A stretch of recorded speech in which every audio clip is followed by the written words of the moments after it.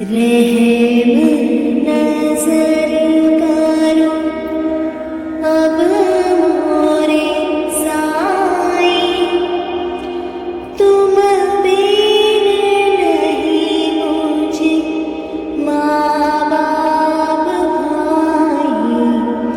रहम नजर करो, रहम नजर करो।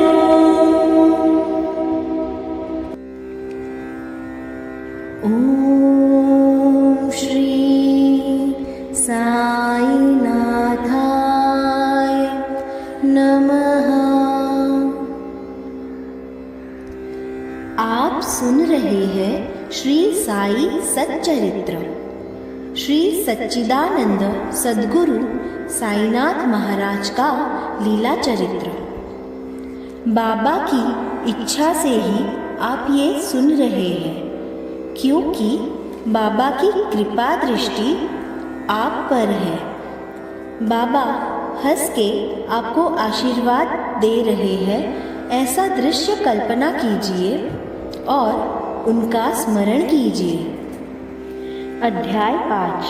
इस अध्याय में हम श्री साई बाबा का मातृ प्रेम, रोहिला की कथा, बाबा का अमृतमय उपदेश और हेमाड़ पंत की प्रार्थना के बारे में वर्णन करेंगे।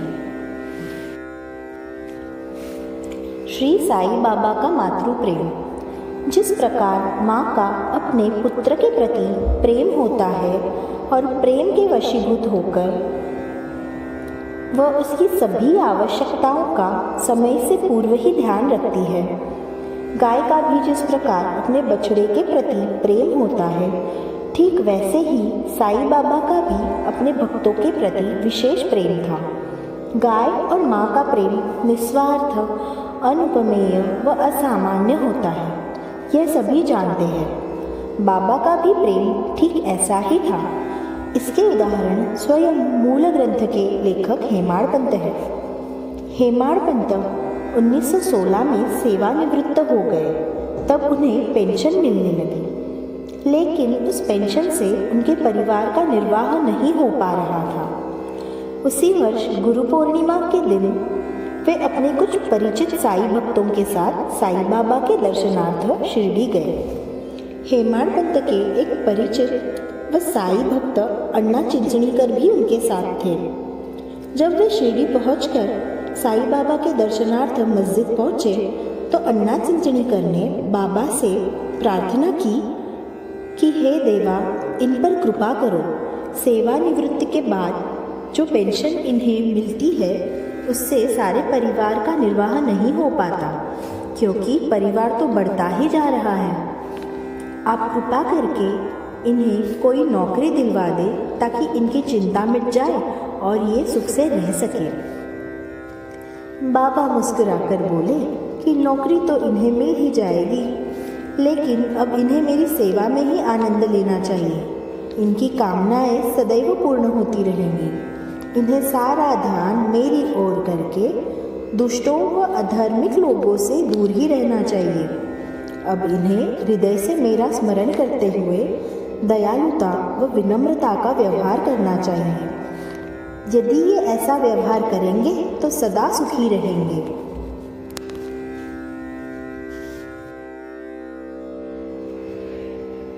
रोहिला की कथा। साईं बाबा का प्रेम सभी के प्रति समान था। वे सभी वर्णों के लोगों को एक समान प्रेम करते थे।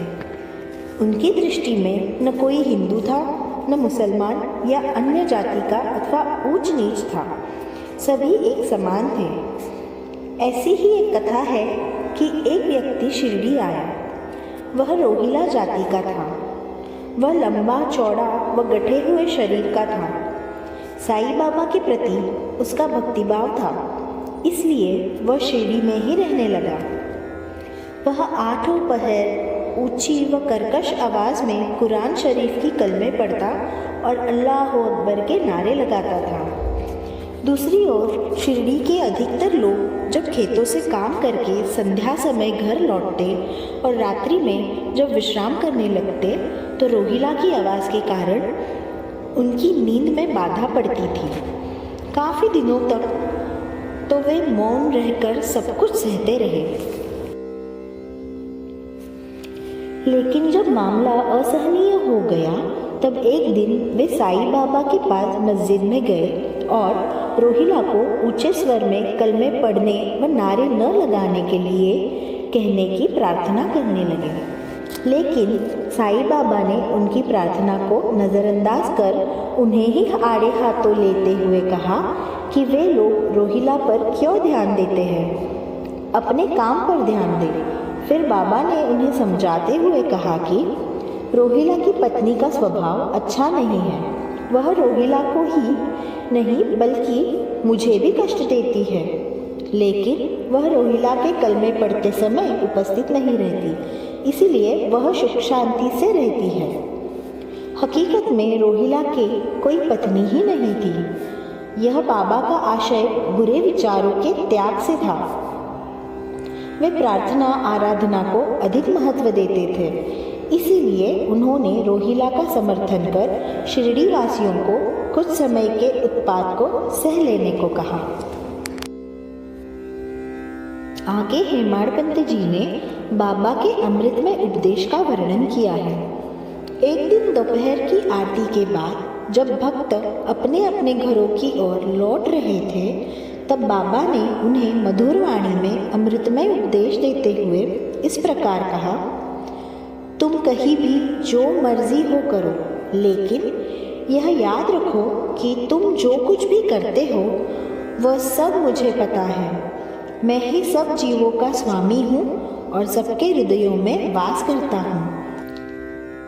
संसार के जितने भी जड़ चेतन जीव हैं, वे मेरे ही उदर में समाये हुए हैं। समूचे ब्रह्मांड को नियंत्रित व संचालित करने वाला भी मैं ही हूँ।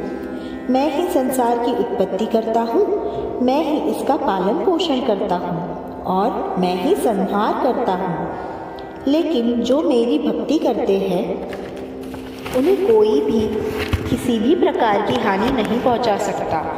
जो मेरी भक्ति से विमुख रहते हैं वही माया के मकड़ जाल में फंसते हैं। सारे जीव जंतु संसार में दृश्यमान विद्यमान जो कुछ भी है वो सब मेरा ही प्रतिरूप है।